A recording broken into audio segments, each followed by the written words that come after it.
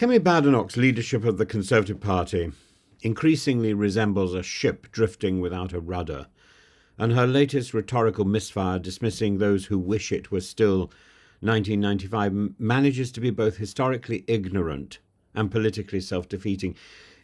If she thinks longing for the stability of a time when the US was an unchallenged superpower, when Britain was about to embark on its longest period of economic growth, when I was busy working in the theatre, if this is a foolish sentiment, one wonders what exactly she thinks conservatism is meant to conserve. In reality, her criticism of 1995 says far more about her confusion than about her adversaries. Badenoch's leadership suffers from a fundamental contradiction. She rails against an imagined left-wing enemy while inadvertently undermining the very principles that have long defined conservative governance. She decries free trade and globalism as liberal excesses, but simultaneously claims to champion free markets. She can't have both. She lambasts the progressive internationalists of Labour while aligning herself with figures like Rand Paul, whose actual policy positions, including opposition to defending Ukraine, run counter to her own party's commitments. She is, in effect, engaged in a constant struggle to define herself.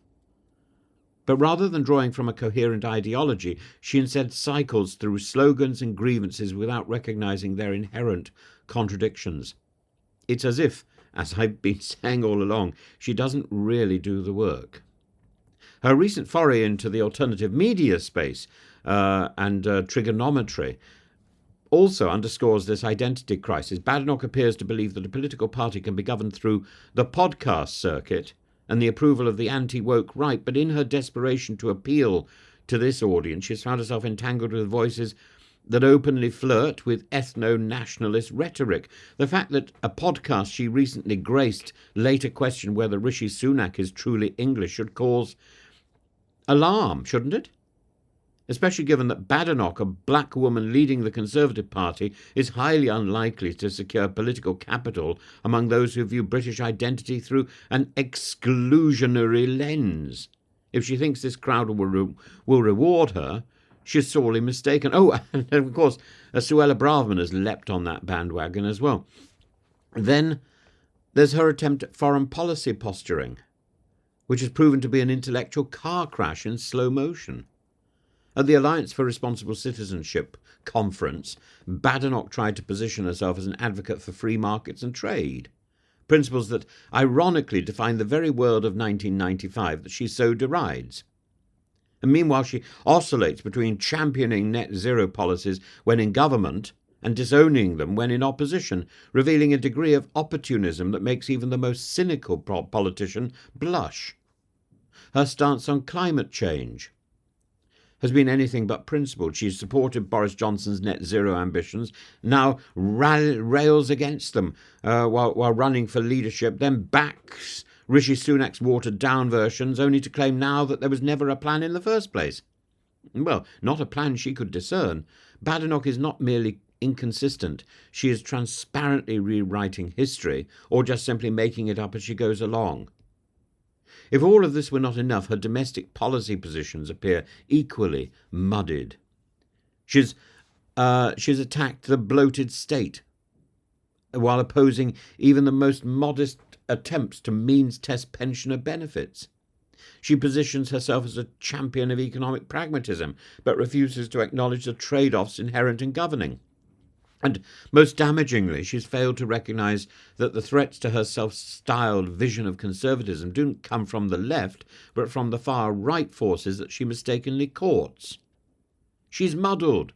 She may enjoy fighting woke strawmen, but the actual enemies of her vision are the protectionists, the isolationists, the anti-democrats within her own movement, and to the right in reform.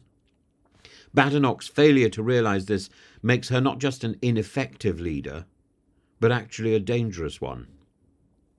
To borrow from Keir Starmer's withering assessment, Badenoch's current trajectory is a desperate search for relevance. She has appointed herself the saviour of Western civilization, but she has no clear idea what that entails beyond sound bites. She wouldn't recognise civilization if she crashed into it.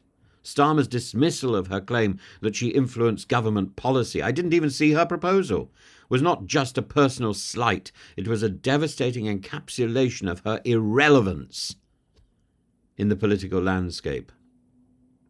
A leader without allies, a politician without coherent ideology, an individual without friends, a would-be ideological warrior who can't distinguish her friends from her foes. Kemi Badenoch's tenure at the top of the Conservative Party increasingly looks like an experiment in how not to lead.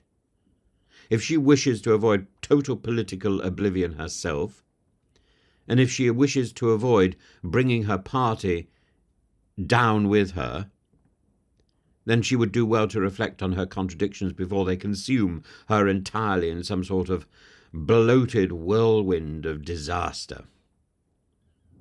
My concern about Kemi Badenoch is that she's not only going to destroy herself, and her party, but she's going to bring chaos into the Palace of Westminster, that she's going to seriously damage the House of Commons.